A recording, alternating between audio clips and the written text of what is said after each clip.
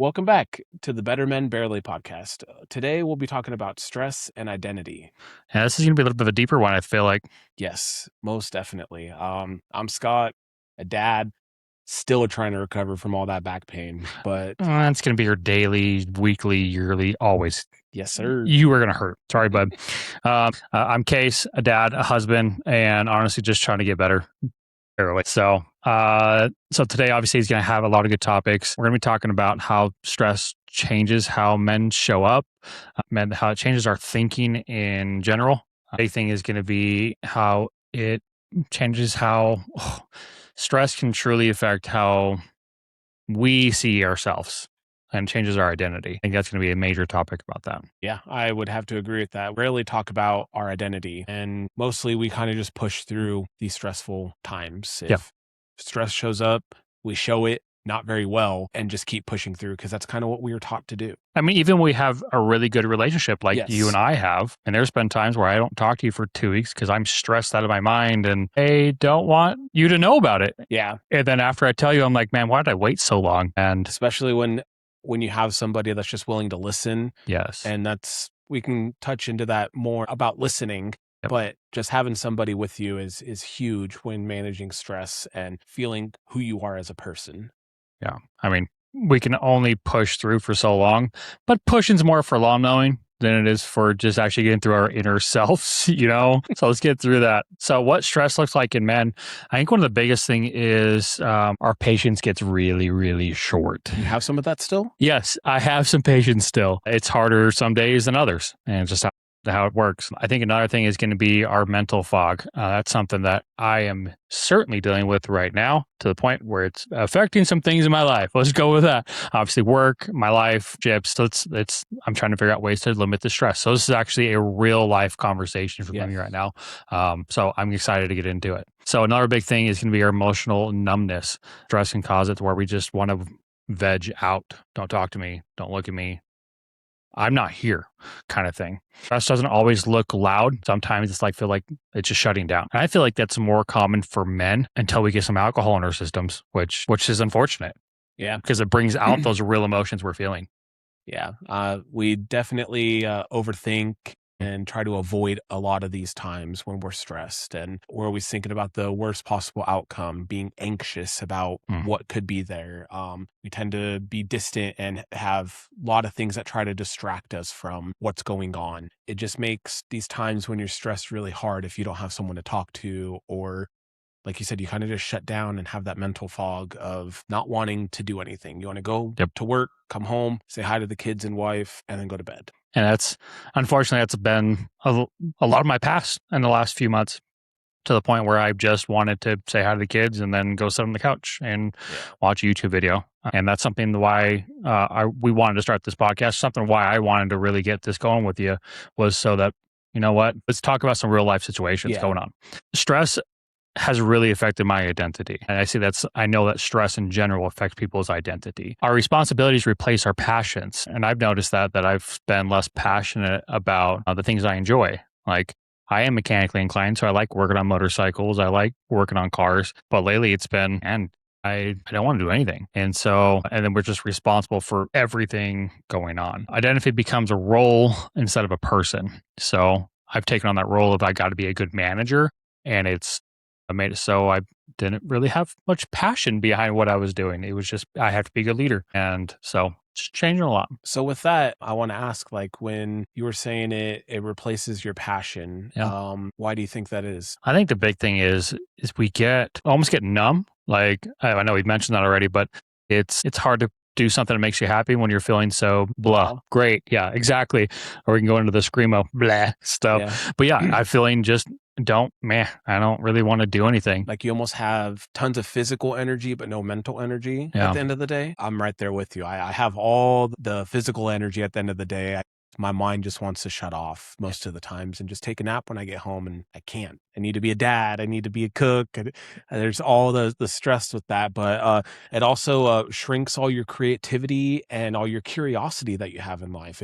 If you're stressed about all the things that are up and coming, how can you have that kind of curiosity mentality of wanting to know what could potentially be out there when you're not willing to make changes because you're stressed. So with that, stress also shrinks your confidence as a man. You almost feel not adequate enough, or maybe, how do I put it? You just don't feel like you're good enough at times, and you're not confident to make these decisions or try to do these things anymore with your friends and family. I get that. Almost like I'm out there on the Blackstone. I'm like, do I know what temperature cooking chicken to is right? Yeah, C5. Oh, hey, there it is. And it's like those things that you second guess almost Yeah. everything that's going on. Yes. It's incredible how stress can really affect just your simple thought process.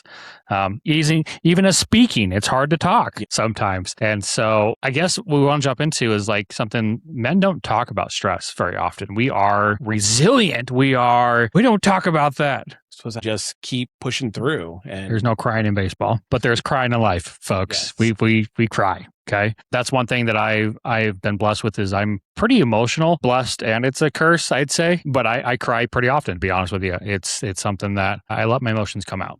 And we do that pretty often with each other. We'll just Yeah. call, and we tend to start conversations with, do you want solutions, or do you just want to be listened to? And most of the time it's just, we want to be heard and listened to.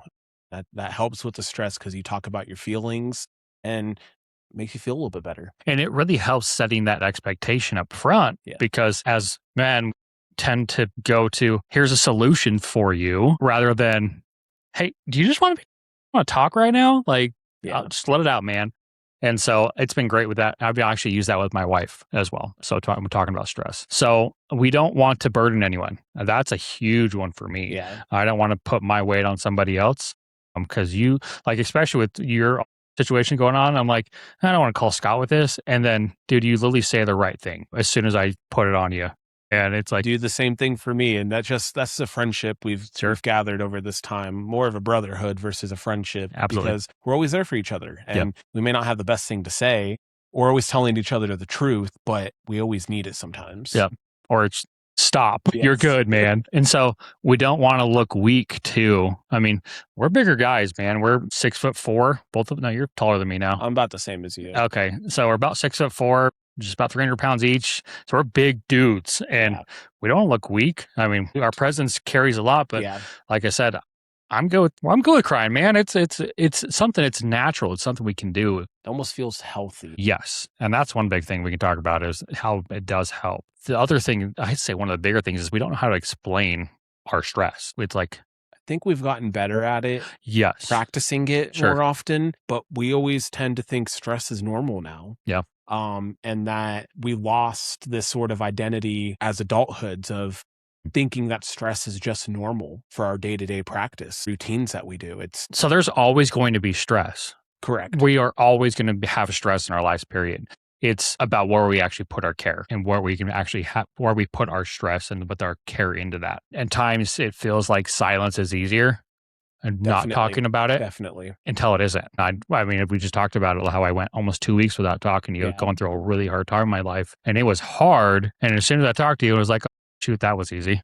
Should have had this conversation the day after, and then at least you would have known where I'm at and given me my space if needed be. But exactly. We got a couple real life examples of stress and identity. One, just kind of avoiding conversations in general. It's much easier to just not talk and hope it goes away. It really is. But it doesn't. Sometimes they do. Sometimes these stressors are very little, and it may just be in the moment stress. Sure. And they go away. But most of the time, the stress, it's kind of building up. Yeah. It's nothing that's just started that day and ends the next day. Usually not. It's something that's been ongoing. Yeah. And it just becoming to an head at that point. Being overworked definitely causes a lot of stress. I know for me, I just do 4 a.m. to 2 p.m., 4 days a week. So I have a really, really good schedule. But for some, that sounds miserable. It's very stressful because I'm the heart of it, I guess. No one else really puts in any drive or any motivation. So it puts a lot of stress on my plate that I have to pick up everyone else's slack. And it's hard, but I've learned to deal with it. But I talk to people about it. Oh, yeah. Like my therapist, I talked to her about this. I talked to you. I talked to my wife. And most of the time, you guys' responses are, just go find something different. It'll get better. Whatever it is. Sometimes you can't just leave all your responsibilities you have to make the stress go away. Yep. And we still have to provide for our families no matter what, right? Definitely. And just feeling like you're always behind in life. I don't have a good savings account right now. I feel really behind in life. You too? I mean, that's very stressful for me. Everyone wants to be financially savvy and have a safety egg or a nest, whatever you call it. And I don't have one of those. Trying to not let it drive my life with the stress. Sure.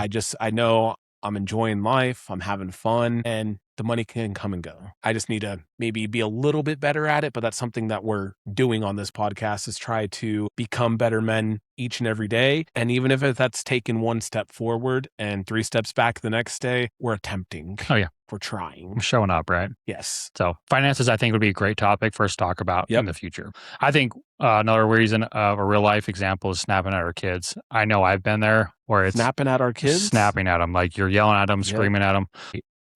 It has been, it hurts, man. Like, because when you do it, you're in the moment, you're in the heat. It's like, oh, just go do this. And then you realize, I'm better than this. Have you ever done that? Went to your room or wherever afterwards and then just break down? 100%. I would probably say it's almost every time, like, why did I use all of that energy on them when they're so innocent and they did nothing? They may have caused the stress in that moment, but you shouldn't retaliate on them. Tell them what they did was maybe not the right thing, and then deal with your stress or talk to somebody, or have your wife or your best friend maybe help you out with that. Yeah. I think we've actually done that. Yep. Where it's like, hey, I need you here. Kind of thing to step in. I mean, another one is feeling disconnected from your wife. I mean, that's a huge one for me. And like one of the biggest, and that's something we both really want, is a great marriage, because having a great marriage shows up well for our entire family, for our kids, for they know what a true loving relationship looks like in the future. And stress really is a huge factor of like weaving itself into our connections and then breaking it. Relationships. Yes, our relationships. Yeah, we kind of talked about how we can help manage some of that stress by one of our other episodes of Dating Our Wife. Yep.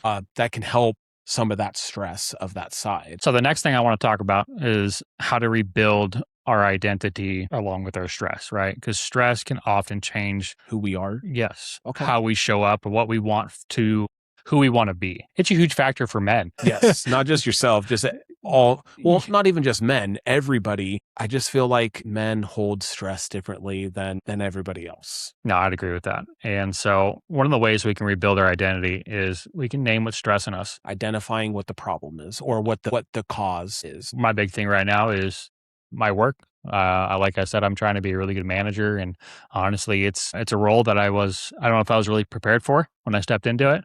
And so it's a big stress factor of I want to show up well for my team, make sure they've got what they need, which obviously I want to make sure I'm a good dad too. And I come home and it's hard to do everything. Yeah.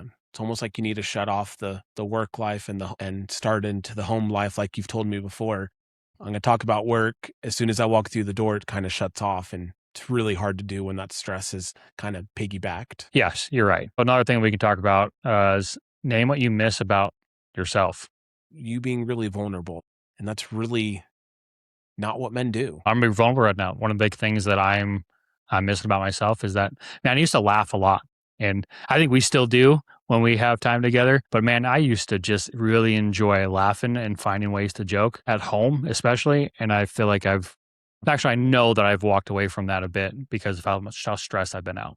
So that's something I miss. One of the things that I miss about you, about how much the stress has affected you, is your ability just to talk to people. Like me and you used to just go do trips or whatever. And every single person you came in contact with, it's like you knew them. You could talk to them, no guilt, no shame, no nothing. And you could just talk to them, tell them a little bit about yourself, and everybody opens up to you like you're just the greatest person in the world. And we had that conversation the other day that you almost didn't feel good enough as a person and a man, and everybody has your back, everybody. But we kind of need that for men, is we need someone else to tell us like, you're doing a really good job. And that's just knowing in yourself that you're doing a good job, but we like to hear it. Absolutely. I would say one of the biggest things you can do if you're a guy that's struggling right now, go find a friend and be honest with them.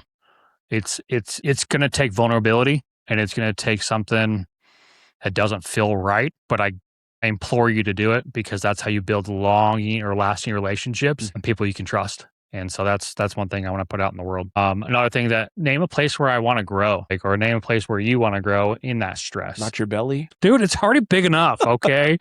And we'll talk about that. Stress eating is huge. Yeah. I think that's where a majority of my weight came from. No, take that back. My wife is a really good cook. I could second that one. But a lot of that is I would just eat and eat because I was Made you feel better. Yeah, exactly. And so that's a huge factor. I don't want to grow in my belly anymore. I want to grow in my ability to handle stress well. So a big one for me is calling you or calling another friend. Hey, this is where I'm at. Let's just talk through it real quick. Yeah. Yeah. I could see that. Find one small hobby. Even if it's an old hobby that you had before, maybe get back into it. Heck yeah. I'm very creative. Very creative. My stress lately has made me not want to create any of my artwork that I produce anymore. It's just, it doesn't feel fun anymore. It felt like a job. And now that my stress is slightly decreasing, Sure. I'm creating more new projects, and that actually brings me a lot of joy. Oh. It makes me happy to create these and show people my art. And they're like, this is fantastic. How do you have the time? And I'm like, well, that's another thing with stress. Like you lose your time management and all that, but you also want to try to find one small curious thing of trying to remember who your identity is, something that you always were maybe interested about but never actually took the time to try to do it. And that kind of goes hand in hand with the hobby, but kind of learning new things. It can help you find yourself again. Well, I love that you bring that up, because I know we talked about it a little bit too, is obviously going through this whole stressful life, my situation right now. I was talking to my therapist and we brought up some past stuff that I enjoyed doing. In high school, I did theater, and we were talking about how I got to become somebody else for a few hours, and how it was nice just to dissociate from life, my work life, whatever it was, and to go be some other person in time. So a really interesting hobby that I picked up was D&D. I got together with a good group of people. Never thought I'd be a D&D guy. Sounds fun. It's nerdy, I'll tell you that right now. But at the same time, I get to become somebody else for 3 to 4 hours. Yeah, and that may help you disconnect from real life and, like you said, kind of get you out of that comfort zone that you're in. Yes. But you don't want to stay there forever. You don't want to always stay not in your true form of yourself. It's okay to deviate from that a little bit, but not all the time. Absolutely. So that's why it's every 2 weeks we do it for a couple hours, 3 to 4 hours, and dude, it's a blast. And with that, find one small challenge that you can help challenge yourself with, and it could spark your identity back of who you are as a person. Because I know sometimes I look in the mirror and I'm like, who is that guy? Yeah. What am I doing here? What did I do to deserve this? What I have? I've worked so hard for everything I have, and sometimes I forget that I am a good dude. I'm a good father. I'm a good husband. I'm a good brother. And sometimes it doesn't feel like it ever. I mean, there's times that we do screw up. Yeah. We're humans. So we are going to have failures, but it's good to look back on those times like, oh yeah, that was not the best move. This is who I am now, though. Yes. You need those failures to move forward in life. I think a big thing for me was we got disconnected for about 2 years. I remember that. Yeah, it was a weird patch in our lives, man. I chose something and we just ended up not talking. And it was probably during one of your hardest parts of your life, during your divorce and losing my mom. It was in that span of that time. So it was kind of both of us that were just disconnected with each other, but I feel like we came back stronger than we were before. Oh, 100%. This guy's my brother, even though he's not. Let's talk about ways to handle stress in a healthy manner. Talk to your wife. I honestly probably abuse that. I talk to my wife pretty often about some things that are stressing me, to the point where we've talked about it just recently about it's time to me just bring these things up to my therapist, because it's putting more weight on her than she really needs. But it's good to talk to her and realize, hey, this is too much for me to handle right now. Go talk to somebody else. Yeah. Talk to a friend. Hey, that's what we do. And that friend could just be maybe a coworker. Yeah. It could be just someone that you met. I know guys make friends say this. All these TikTok videos you watch and after day 2, they're best friends. It can happen that easy. You just got to put in the effort. You guys will mesh on something really simple and it works. I would say talking to yourself honestly helps too. What I've learned from my therapist with that is doing a body scan. And it's just kind of just sitting still for a second and just breathing I've learned like I believe it was the 4-7-8 breathing method of inhaling for 4 seconds, holding your breath for 7 seconds, and then exhaling for 8 seconds. Sure. And if you obviously can't do that, just count faster, but still keep the same distance. And it helps you do a body scan. Man, my head's really hurting right now, or I feel the weights off my shoulders, or so it helped. It's definitely helped me over the last couple takes years. this and puts it, this Yes. is where I'm at right Definitely. now. I like that. Another thing to remember is that when you talk about stress, it shrinks. Yeah, I could see that. Yeah, because you're letting it out. It's not something you're holding internally all the time anymore. So it's always good to be talking about that. Yeah. You also want to kind of move your body, get some exercise. I'm terrible at that, but getting some exercise, doing something that makes you uncomfortable, I guess, could also help with the stress. Sure. So with moving your body, you also kind of want to rest intentionally. Give yourself that time. I've noticed in the past with all the stress that if I don't give myself that time to rest, my body's going to make me rest. With getting sick, my chronic back pain, stepping on Legos in the hallway. I don't know if that's chronic, unless you got a 6-year-old at home. Hey, I have one of those. I got 2 7-year-olds, a 4-year-old, and a 9-year-old, 10-year-old. Sorry, forgive me. Yeah, dude, I'm excited to have a 10-year-old in my house here shortly as well, man. It's crazy that we're already there. Another thing to remember is making margins. That's what do you mean by that? So you set aside time on front and back on appointments, or you make just room for yourself or growth in a way that it's in the margin. So like on a piece of paper, you have your extra room on each side. I get that. So like example, like if you go to the gym or something, give yourself a few extra minutes before going home, like giving yourself a couple extra minutes. I do that when I come home from work sometimes. I'll just sit in the car for a few minutes and decompress. It's those few moments. It's amazing how that can bring such clarity. Yes. I know. Listen to a good song and just okay, I'm home. Kind of like a woosah moment. A what saw? A woosah? I have no idea what that means. Kind of just like a woosah. The only thing I think is grooves for Alba from... Same difference. Okay, fair. So one thing I want to talk about is what we gain when we reclaim that identity, right? Okay. So we've had our stress, and again, stress is going to be one of those things you're always going to have. But let's talk about, okay, we've made it through. We figured out ways to relieve that stress. We found that release, whatever it may be, talking to your wife, friend, joining a D&D group or not, whatever works, right? And now you're reclaiming who you are, who Scott is, who Case is, whoever you are, that you find out who you are again, your identity. Man, you get so much more confidence. Like, I'm taking on the world, right? This is war.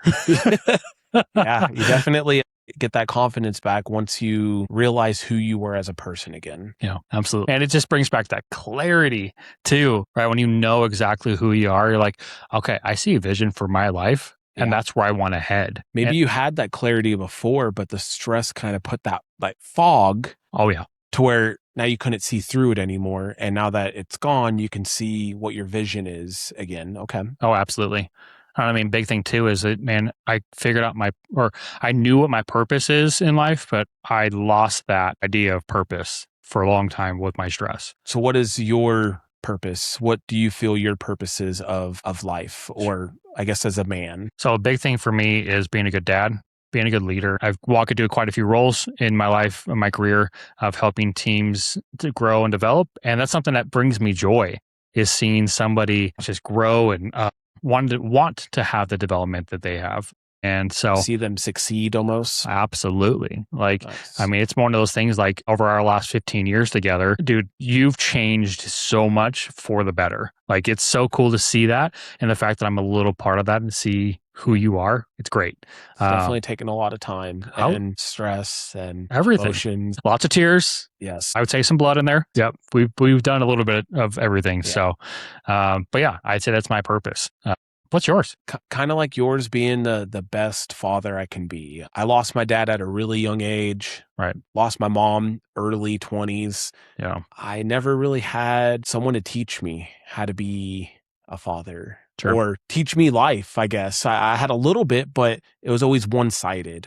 only kind of what my mom had. And I always looked up to her as my mom and my dad because I lost my dad at such a young age. But being that role model as a father and as a friend, and that's my purpose, is to give and teach everybody everything I know and give them everything I can possibly give them while providing for myself. Yep. And that's been the hard part. I've always given people everything, all of everything I have, and I never give myself anything. Yep. And I want to say over the last couple of years, I've reversed that. I've been giving myself more, also giving people other stuff, but I'm taking care of myself first. And therapy's definitely helped that over the years. And just having somebody to talk to, like, no, you need to go do this for yourself, or I'm picking you up, be ready in 5 minutes, we're going to go off-roading.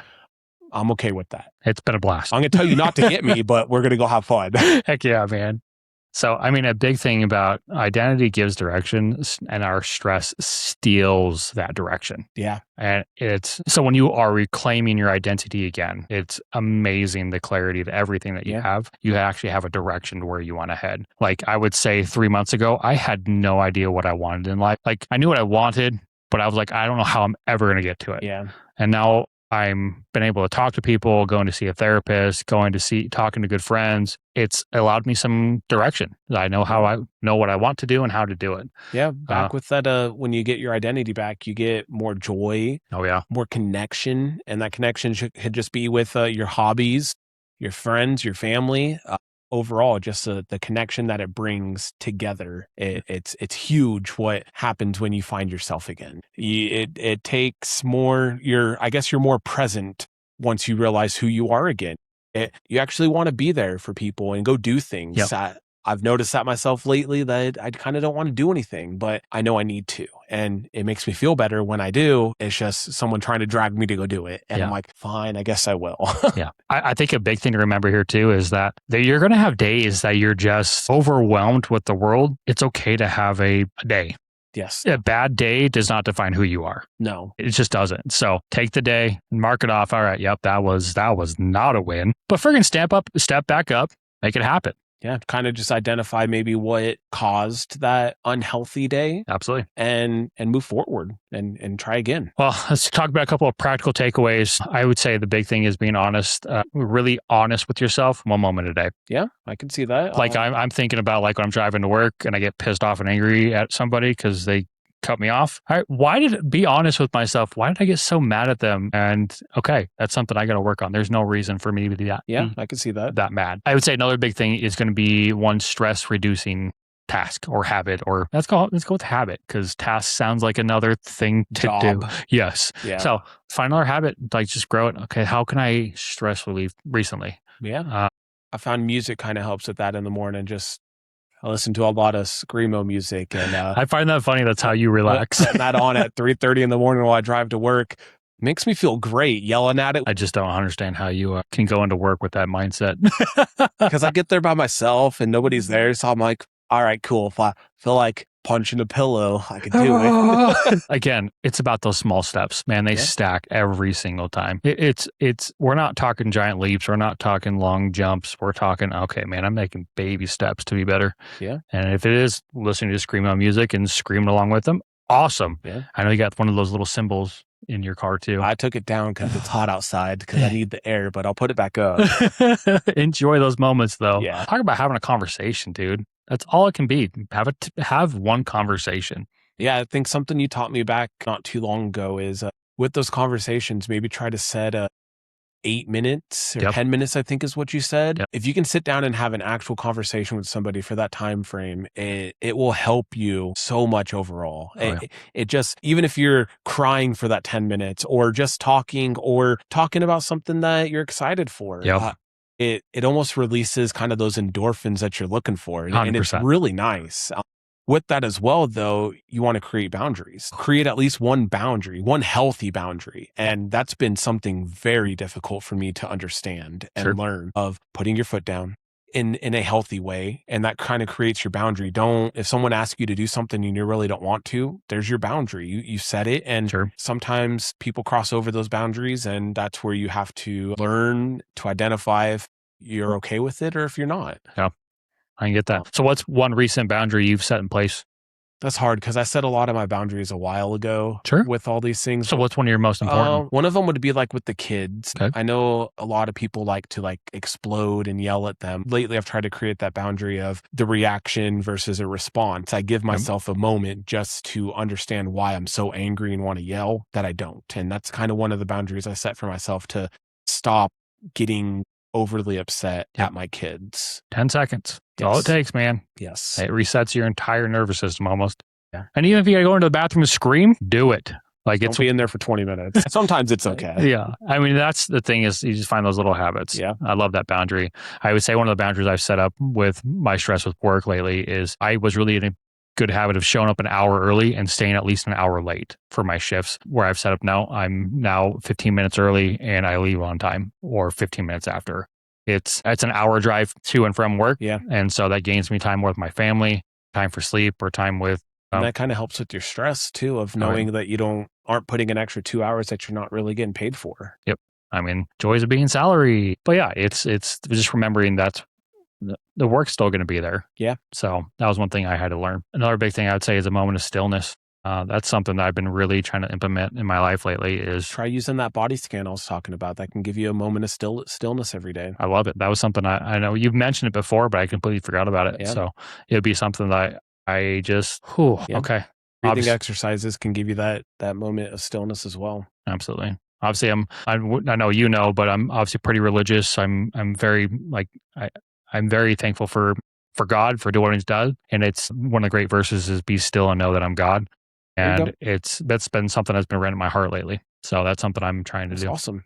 So just one thing to remember is stress does not define you. It doesn't make it who you are. It's just the thing you're going through in the moment. Identity isn't lost. It's just buried. It's you are who you are. I am who I am. And sometimes stress buries that down.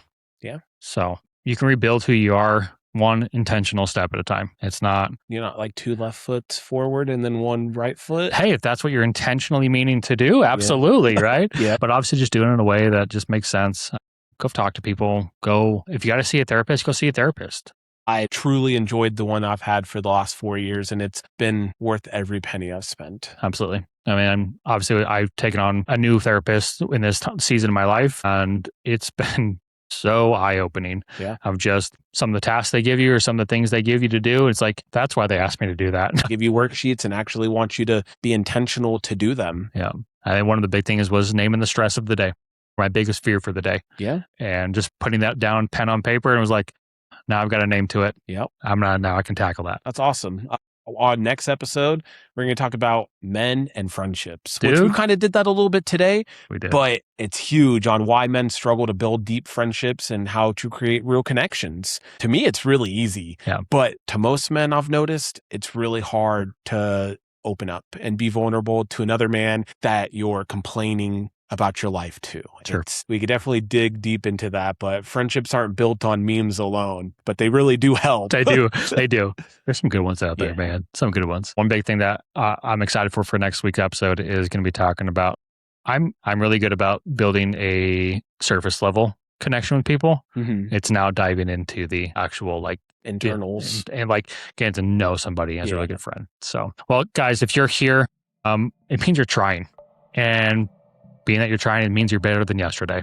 Yeah, we're not chasing to be a perfect man. We're just trying to be a present one. And again, those small steps really do stack. They do. We're barely better men. We're better men all the time. Let's get to work.